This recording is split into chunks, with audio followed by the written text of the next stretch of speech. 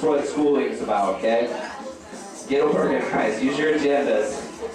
You guys have agendas? Agenda books? Yeah. Those things are cool. Anyways, I think that's it. Okay, tonight we're doing things a little different. Okay? The song's gonna go on. Hold on a second. Okay. If you need to have a conversation, I will escort you out the building. Otherwise, keep your mouth shut. Thank you. Okay. So it's gonna go a little different tonight. We have somebody here that wants to kind of share a story with you, and it's something you guys can all relate to if you haven't already related to. It has to do with like drinking and driving. Now in Marion, which is crazy because I'm not from Marion, but they treat DUIs like a rite of passage. Like, got my first one at 19, bro. And it's like, really? It's just not cool. And we have a video of something that just happened 2 nights ago that is just pretty insane. It happened on 23, so it's not far from here. And it's just kind of just to show you guys that it's really important. And then we're going to have our speaker. Speaker.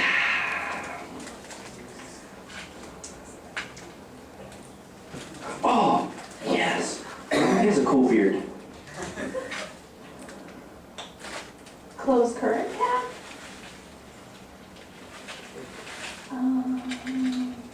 Play? And I was like, what? He was like, for real though. What is going on with the bearded guy? It's because I'm out here. He knows I like a good beard. Okay, there we go. Well over the legal limit last night when he rear-ended a car, killing a woman and sending her baby to the hospital. 10 TV's Tanisha Millett joins us live at Children's Hospital with new information tonight. Tanisha. That 10-month-old girl is here at Nationwide Children's Hospital. Her father is in serious condition at OSU Wexner Medical Center. Sadly, her mother was killed instantly by a man investigators say has not had his driver's license in 20 years. Before the crash, investigators say several people reported seeing the driver of a red pickup truck driving erratically. I'm on 23 headed north, just passing Cheshire. He came up on me really fast and was like swerving. Minutes later, Oh my God, there's an accident. the highway patrol says the pickup slammed into a car waiting at a red light. Investigators say 36-year-old Heidi Hecker, who was sitting in the back seat, was killed instantly. Hecker's 10-month-old daughter and boyfriend, 36-year-old Brad Weaver, was seriously hurt. And there's like, oh my God, it's very good. Ma'am, I understand it's upsetting, I know, but I need to take a deep breath. The driver of the red pickup, 45-year-old Mark Kraft, was not hurt, but investigators say he was drunk. At the time of his arrest, they say he had a blood alcohol level of .26. What's more, prosecutors say Kraft had 5 DUI convictions in the state of Pennsylvania and hadn't had a valid driver's license since 1992. But he ended up in this pickup truck last night and now stands accused of seriously hurting a man and an infant and taking her mother away from her.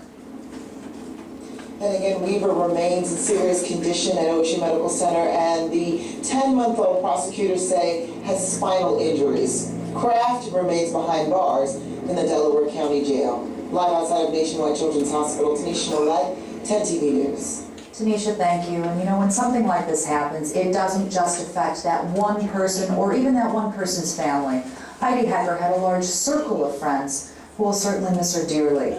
I spoke with one of them this afternoon. Tricia Fleeman saw the story of the crash on the news last night. It wasn't until this morning that she learned Heidi was the woman who died because someone hit her, someone who police say was drunk. It's just very sad. This is man made this choice and devastated so many lives. And, you know, this isn't just a bad day. This changed lives. And that's something that people need to stop and think.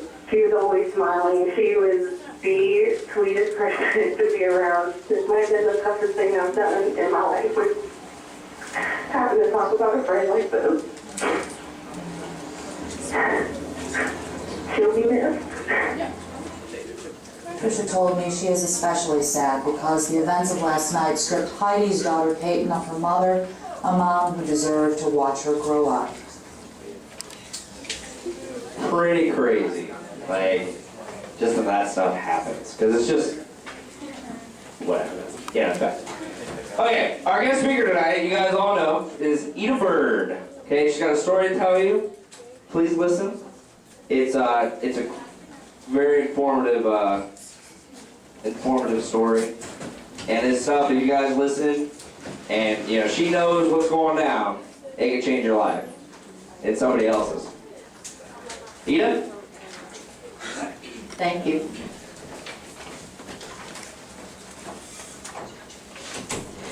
As you've just seen in that video, there's many important things, and one of the things that I literally heard the lady's friend say was that was probably the hardest thing she'd ever had to do, and you'll hear me refer to that throughout my story as well. I would appreciate it if you could dim these lights, they're literally blinding me. I'm going to be starting with a few pictures here. This one here is a picture of myself, James, the kid who killed my husband, and James's mother. It was approximately the fourth speech we ever gave. You can go ahead and change that. This would be the back of the story. It was in the Marion Star, that's why it's a newspaper clipping. This picture, if you look really close at James's eyes, this is a picture of him as he went into prison. He was trying to show no expressions at all, but if you look closely in his eyes, you can see that he had a great fear. He was just 19, just barely older than most of you. Our next picture that comes up is a picture of my husband, and you'll see a picture with a wreath in it, and the picture in that wreath would be the picture that is here of my husband. There'll be many pictures you'll see. Some will be almost identical, some are official State Highway Patrol pictures, some of them are pictures that I took where I did my own investigation. There'll be family, co-workers, many different things, and depending on what comes out of my mouth, some you will get reference to the pictures through my stories, some are just there for you to see. They're going to pass around some suckers. The suckers are for a reminder. I got them from Harding High School when I spoke there, and on the sucker it says, "You drive, don't drink or do drugs. It could cost a life, maybe your own. Don't be a dum-dum." Now, I myself need lots of reminders to get me on time to anything, to remember that I even need to do something. So I felt that this was a good reminder that you, hopefully, when you see a dum-dum sucker, you know, you guys could be passing those out. They already have. Oh, they have? Oh, okay. I thought I seen a sucker in somebody's mouth, but I wasn't sure. That also, any sucker would remind you to make a second thought on any decision that you make. Whether that be in drinking, driving, drugs, going out, having a fight, getting in an argument, doing anything, just even roughhousing, because there's many ways to kill somebody.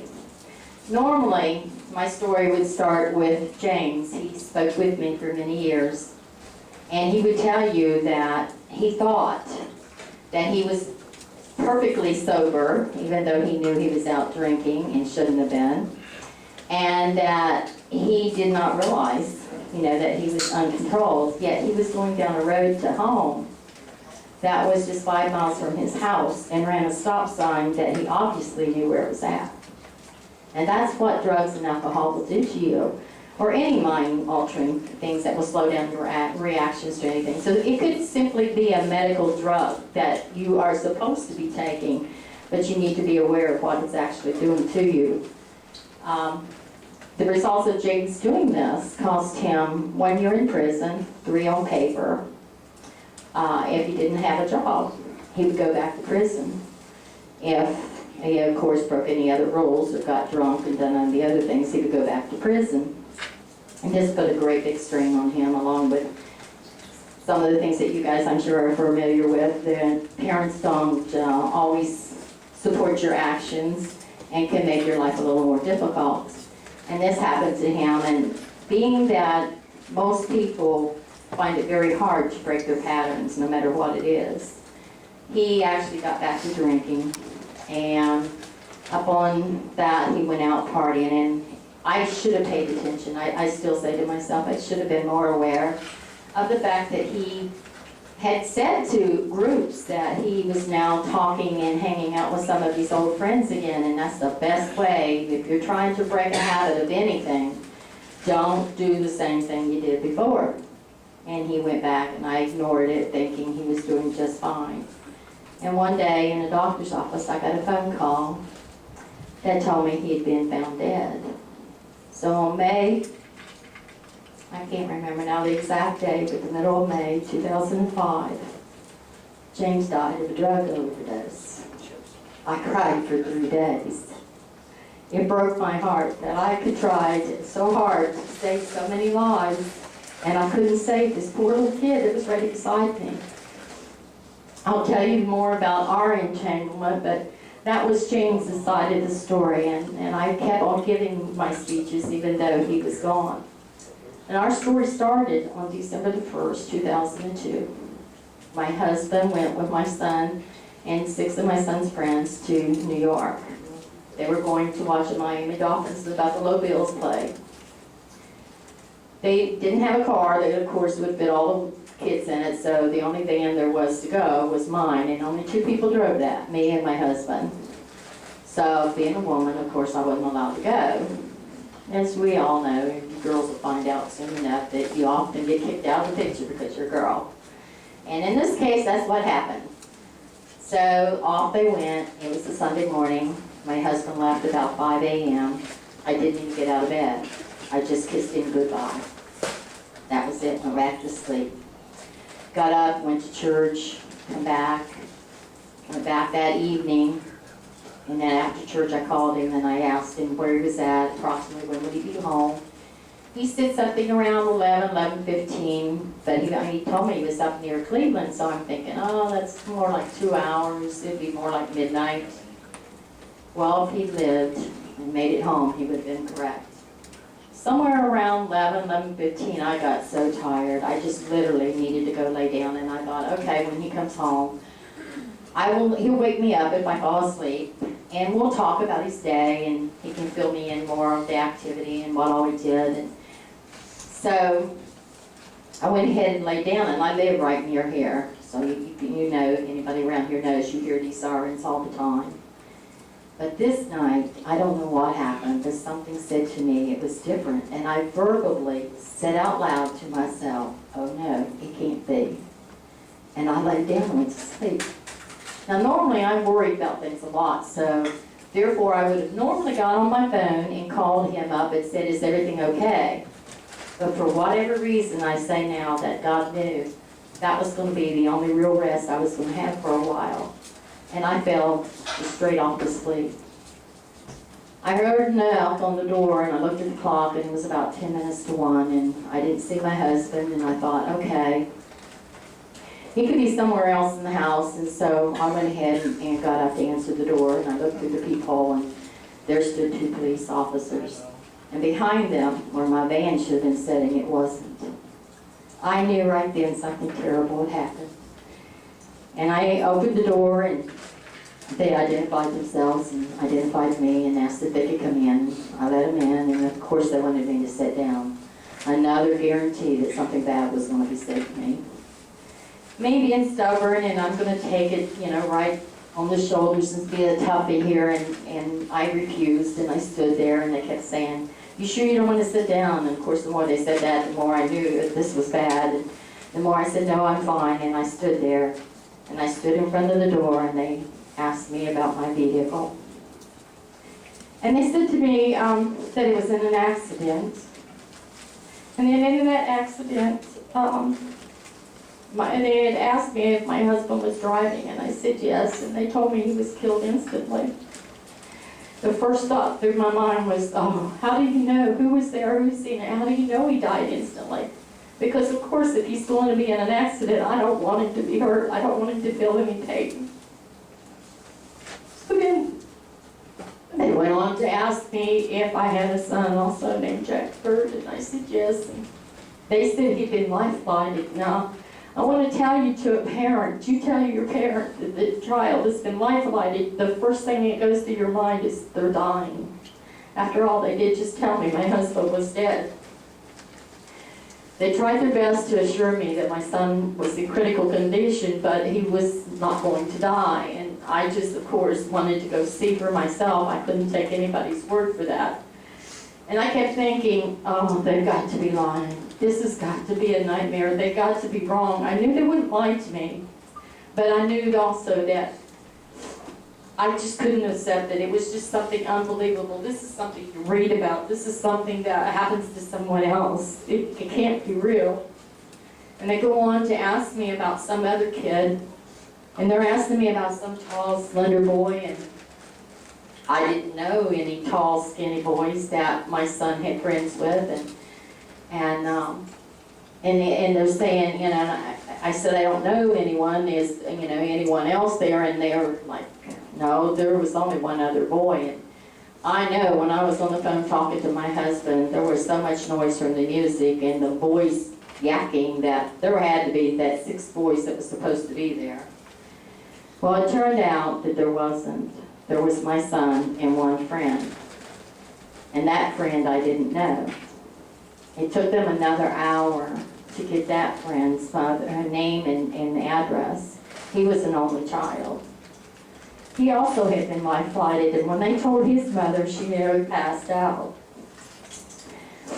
They came going, and they kept asking me questions, and they kept wanting to know if I was alone, and I kept saying, yes, I am, and I'm thinking, okay, I told you I'm alone, why aren't you going? And then finally they told me that they couldn't leave as long as I was alone. So I happened to remember that my daughter lived upstairs. Now like I said, when I stood there and I knew they were going to give me bad news, I had always taught my children the same thing. You just, whatever's going to happen, you just confront it, you say it right straight out, you don't camouflage it. You take it straight at and you deal with it the best you can. You'll find a way to deal with it. And so here came the first of many hard things I was going to have to do. I was going to have to call my daughter to come downstairs. But I was going to have to tell her why. So I walked over to across from the door to the other side of the hallway to make the phone call. And on the way over there, I'm thinking, now how am I going to tell her? I really don't want to tell her this. How can I tell her? I knew I was going to tell her straight out, even though I wanted to try to take the hurt away. And so I turned the light on, I picked up the phone, I dialed the number, turned the light back off, and my daughter answered the phone and I said, Lydia, can you come down here a minute? And she goes, why, Mom? It's late, because after all, by now it's probably about 1:30. And I said to her, well, your dad's been killed. Now, when they had told me about my son, I thought to myself, God, you can wipe my whole family out in one night. And I say my whole family because I was married twice. I had children by my first marriage, and by my second marriage, I only had this one son. And if he died, and my husband died, that was the whole Byrd family. But my husband had raised my kids since they were babies, so that was their dad, in every sense of the word. To this day, they call him their dad, not their real dad. So when I told her that, she screamed. And I want to tell you, it wasn't just a scream that I heard over the phone. She screamed so loud that I heard it through the floor. And I knew at that moment I had just broke my daughter's heart. And that was the hardest thing for me to do. So we hung up the phone, and I turned around, and the police officers are holding a little pen light in their mouth and writing. And I said to them, would you like her to turn the light on? And they said no, so of course I did the right thing. I left the light off, Then I went to go back over to the doorway, and I see my daughter come alongside the house, and I'm thinking, how did she get down here so fast? I just woke her up. That meant she had to get dressed to come downstairs. Well, many years later, I finally remembered to ask her how that happened, and she said to me, Mom, by the time that I got off the phone, I had already grabbed my pants and was putting them on and got my top on and told Dale that Dad had died. She said, I put my shoes on as I went out the door. Now that's fast, because even I couldn't do it that fast. As she came down, and thank God the police left, that meant I was free to do something. But then I got to thinking about the reasons why they wouldn't let me leave on my own, and they insisted I had to do things their way, and realized, I mean, because I stood there, I didn't cry, I didn't scream, I didn't pass out, I just stood there like, okay, you gave me some information and that's it, and I did nothing, and all those nothings that I did was an alert to them that I really wasn't under control. The fact that I had answered the door in my nightgown and not put on a robe or excused myself to get a robe was alert to them that I was not under control. The fact that I left that light off was alert to them that I wasn't under control. And I got to thinking later about it, and I thought, what would I have done had I gotten that car and started driving? Now, they had told me my husband's body was at Marion General, so of course I ran out there the very first thing to try to see his body, and it wasn't there. Just goes to show you that even though they think they know all the facts, sometimes things get changed. And now his body is gone to the morgue. And I'm thinking, oh no, I can't see him. And if I can't see him, I'm going to take the word of some people I don't even really know that the man that I have spent 32 years with is gone. And I don't know where he's at, and I can't see this for myself. But I couldn't dwell on the fact because I needed to get to my son. I also found out that James was at the hospital there, and I of course wanted to see him, but I knew they wouldn't let me, so I didn't bother to ask. And I got down, and we left, and we went down to Grant Hospital where my son was at, which meant I had another hour to go. And there was several different delays. I called his fiance and told her we were supposed to pick her up, and as it turned out, she called his best friend that was supposed to be in the car, and he came and got her, and they went on down to the hospital. But just before I left the house, the hospital had called me, and they said that my son didn't know that his dad was dead, and that they weren't going to let anybody in that room to tell him until I got there, which meant here comes the second hardest thing I was going to have to do. Of many things I later found out that I was going to have to do in order to keep on going and survive. When I got to the hospital, there was his best friend, his fiance, his sister, myself, and a nurse. And we all went in my son's room. When I walked in my son's room, I seen the face of what you've seen of my husband up here, all cut up and scratched and bloody looking. And I went over and I said, honey, how are you? And he goes, oh, I'm fine, Mom. And I said, I got something to tell you, but first I want you to know that I don't blame you, and it's not your fault. And then I, of course, couldn't do anything else to make this easier, and I just simply said, your dad is dead. And he said to me, I know, Mom. Whenever they didn't tell me where Dad was at, I figured he must be dead. Now, in all the things that I did then and since, the only thing I would love to change was the time that I walked in my son's room. First of all, you guys are probably pretty well aware of, you have an image you have to keep up, you can't cry, you can't do this, you can't do that, which, you know, let's face it, you guys have the same feelings as girls do. And if you cry and you hurt, you just hide it. It's nothing wrong with having those feelings. And my son was doing the same thing. I also realized that he had some medicines in him, which kind of hampered his feelings a little bit, but he never got that chance to cry at that moment, and I never seen him really cry afterwards. The reason why I say that I would love to change that moment, because I felt like if it had just been me and the nurse that went in there, maybe he would have been a little more relaxed and showed a little more of what he was feeling at that moment, because that caused my son to become a gambler. Over a period of approximately 2 years, my son doesn't speak to me today, unless I run into him and I say, speak to him, he'll say hello back, but that's it. I lost out watching my grandkids grow up, of holiday get-togethers, And my son was a very loving, outgoing kid. I mean, literally outgoing kid. Very jolly. He hugged and kissed me. And he was one of these kids that kissed me right in the lips. His older brother would turn his head like, okay, Mom, do your thing. But my baby wasn't that way. He was very loving and cozy.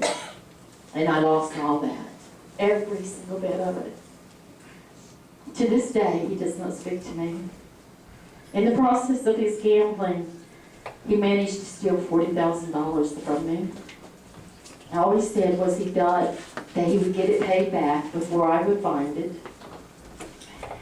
and that it wasn't like real money because it was through the internet. That, along with probably a few other things and a bunch of excuses he came up with, his reasons for not having anything to do with me. So when I was standing there that night thinking, God, you can't wipe my whole family out, I was thinking to Dad, I had no idea that you could lose your whole family and they're still alive. But I lost my son that night. Over the years since then, I pretty much lost my whole family. I didn't do anything but love a man and want to grow old. And literally I said to him, I wanted to live to be 100 years with him. He told me I was crazy, but that was my goal. The day my husband died at 32 years, I still loved him as much as I did the day I married him. My goal is to help everyone else never to have to experience what I experienced. My goal is to save your lives, your family's lives, or anyone else I can save. If I can help you understand why it's important not to do drugs, not to do alcohol, not to take risks on medications, not to do other things that can cost you to have to spend time in prison or to lose someone that you love, then that's what I intend to do. That's the reason for tonight. As some of you know, we've lost family and friends here lately, and just today, I had a friend of 22 years, and he died at 1 o'clock today. I know of another man. He died at 10:10 this morning. And then here I am tonight reliving my husband's death. It's a rough day for me. But it's still worth it if I can save your life. If I can help you be brave enough to help your friends. Because if this just stops here, we'll still always have this sacrifice that somebody's going to pay. I don't want you to have to do that. I want you to realize that you have a choice and you can make the right decisions. All it does is take a little time to think about it. Then when you need to stand up to a friend, I know how hard that can be. But it's better to have that friend be mad at you because you said something right to them than to have them go out here and the next thing you know they've died and you regret the fact that you didn't say anything. And when it comes to forgiveness in court, I said to James that I loved him. He looked at me like, oh yeah, lady, I believe that one. But before he died, he told many times in our speeches that he understood how much I loved him and how much I wanted for good for him. And that I had never said or done anything that indicated that I wanted anything but his best interest. So if you have that opportunity, try very hard to forgive. Because you're going to feel better. If you hate, it hurts you, it eats you. We need to kind of wrap it up your time because I want you guys to have some fun yet tonight. So I thank you for listening. And if you have any questions, you can hit me up out here or tonight, next week, anytime. I don't care. I'll answer whatever you got. Thank you.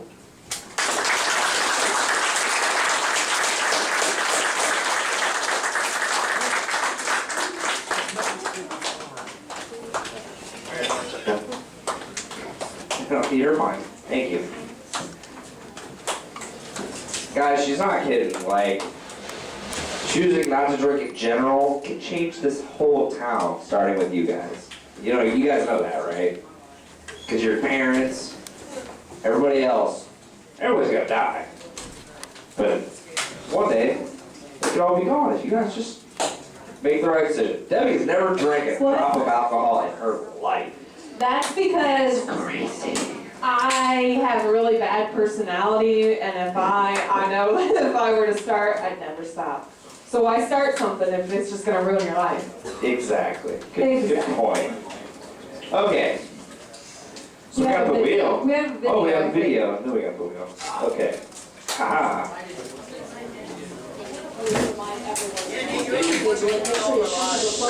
Keep them on your shoulder, never.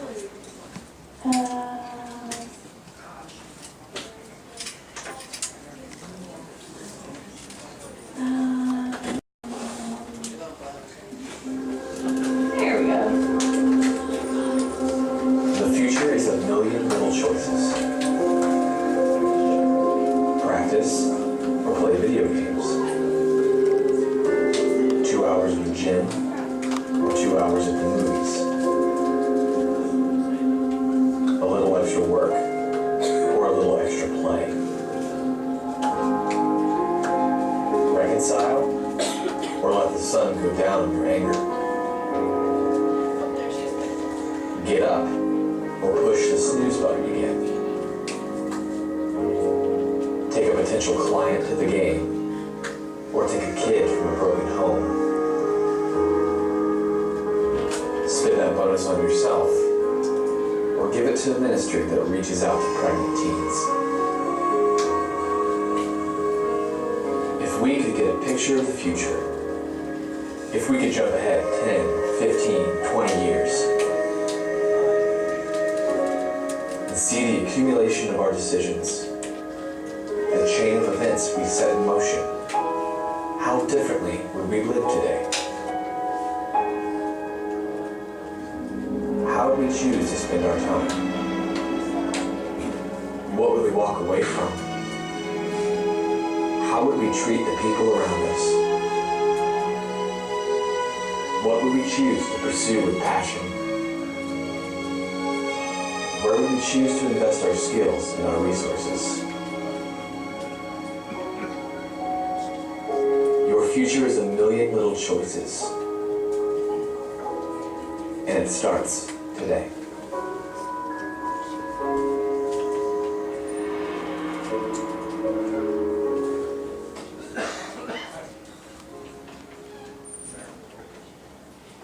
That's the truth. True that. I'm ranking. I see you. Million little choices. I like Hi, things Jordan. like 10,000 choices. Well, that all being said, we have church here tomorrow. Church is tomorrow. And there will be no dinosaurs. There might be. You don't know.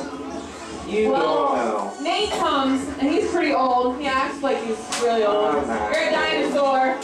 I just Hey, like switch me sides. This being feels weird. harder. Okay. You guys want to ride? We'll give you a ride. For realsies. You can bring it out. Yeah.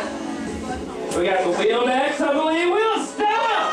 Now, before we get started, just, I don't know where Ida went, but you guys clap for her one more time. She's right back there. Very nice for the show. I hope it got through you. Look, spin the wheel! Who's that girl? I don't know her. Who that? In the black, right there. On her hand raised. What? You! Who that? Don't put it on epic fail. Oh no. It's gotta start at 20. Who is this? Don't keep my interest. What's going on? What's your name? Jessica. Spin the wheel, Jessica. Ooh, I almost threw up. Ew. Alright, spin that wheel. Oh, dang. $1? No. It'll get there. Oh man. $1? $1? $1? $1? $1? So Alright, come on I up need some here. music. Step up. Come on, yeah, up here. What we're gonna do is they're gonna play some music and then you have to try to figure out who it is. If you know who it is, then you get a B coin, which is good for $1 at the snack bar. Bitcoin. Did you get it? Cool. They're gonna play Cool. music. You're gonna guess who it is? Cool. You gotta guess. It's like Debbie talking to Debbie. Do you have any idea? Somebody help her out! The audience will yell at you what it is. Yeah. So if anyone out there knows who this is, tell her. Eyelashes! Eyelashes? Or 9 lashes? He says 9 lashes. Are we going with 9 lashes? Eyeglasses. Is that correct, Phil? Yes. That is correct. She Congratulations. got it. I thought it was 10 lashes. You get that coin and that's good for $1 at the snack bar. Hey, congratulations. Congratulations to me! I win all the coins! Who else won the coin? Medium-sized gauge. Right there, yeah. You. Hey, you. Yeah. Remember last week we had mini gauge? And then we got real gauge? This is like medium-sized gauge. Oh, you called it medium-sized gauge? Yeah, because I always think it's a gauge. And I'm like, what happened to gauge? Someone take him out of the knees? What is your name for everyone in the audience? Tyler. Hey, Tyler! He's gonna win $20. Alright, Tyler, spin that wheel. Spin that wheel. Wow, $20 million. Move the whole thing. We should put $1 million on there. $1 billion? Million. Billion? Just one time. $1 million. Medium-sized gauge. Mini gauge isn't here.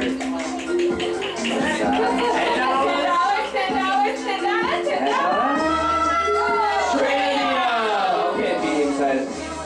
Tyler, alright. Okay. It's a stakes thing, he does Yeah, trivia. trivia. I'm not smart Stand at here. that.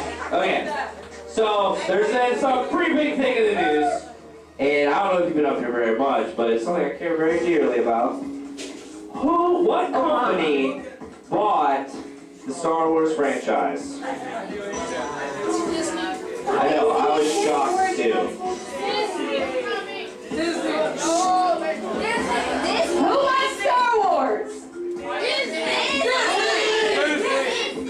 I think they're saying this thing. This thing.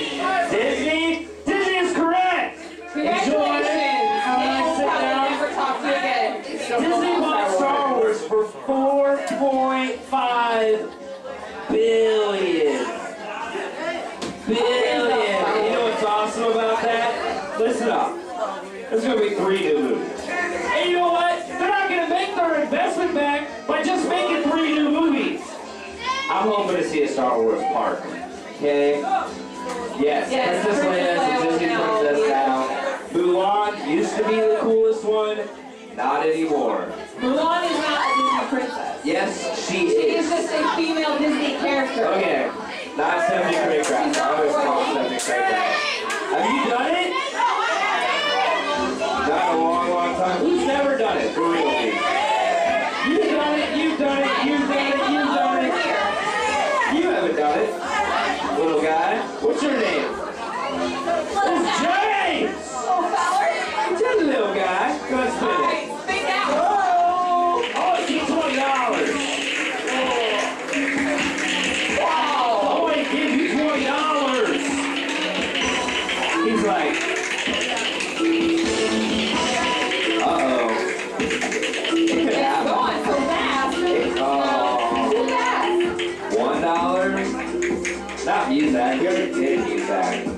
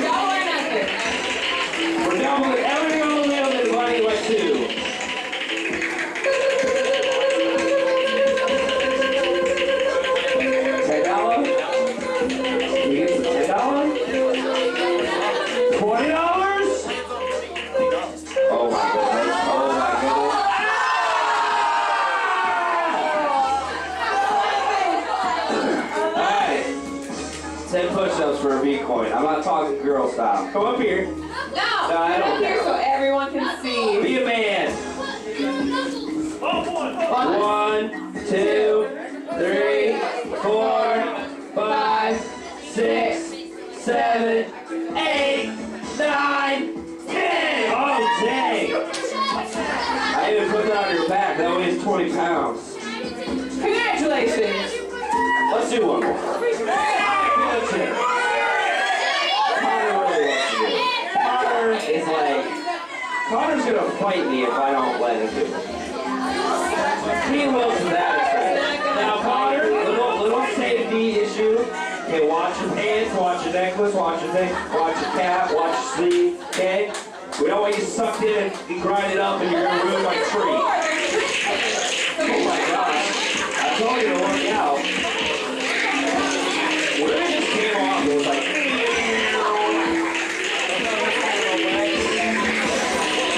he's so strong.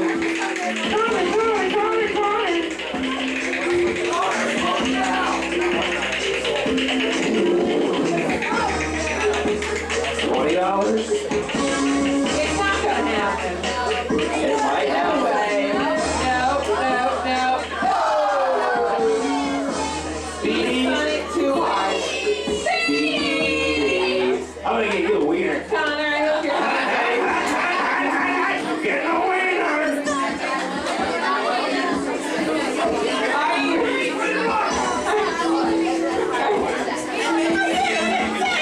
I got a wiener. I'll eat a wiener with you. Boys, I gotta eat this wiener. You said I'm like an old person. Old people don't say hot dogs, they say wieners. You ready?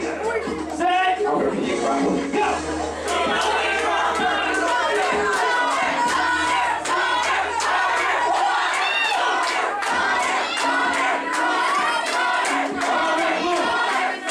You got it,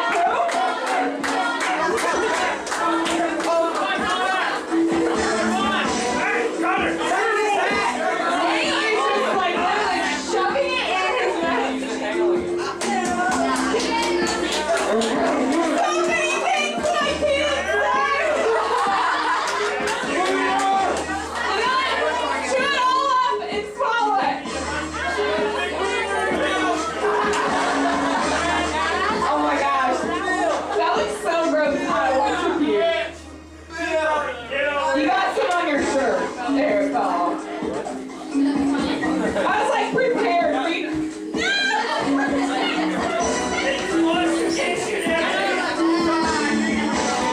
Oh my gosh, you would have known it would take so long to eat a wiener.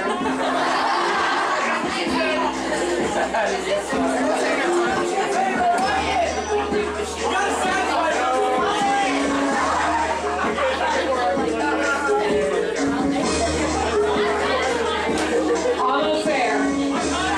Almost there. You gotta swallow. Oh! Good job, Connor. How many do I give him? 2. Congratulations. Ew, why is your finger wet? Oh my gosh. Here, Dan, this one's for you. Oh, thanks. Alright, this extra good. I just finished. Who's never been here?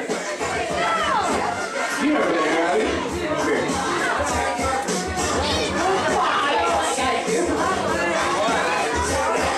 You gotta go up. Oh, it's so hard. You gotta go up and have fun. It's super fun time. What's your name? Alexis? Alexis. Alright. Alexis, I'm gonna throw these tickets in the air and you gotta try to catch one on your tongue. Catch it in your eyeball. Catch it. Snort it out of the air. Just catch it. Ready? Try go. What? Everyone catches it in their mouth. That's what everyone always does. Thanks. This person just wants $10. Thank you, Dust the Alexis. shoulders off. I don't want that one. I want Alright, junk. thank you. Have a seat. Oh my gosh, that hot dog is like Stuck? got the wiener stuck.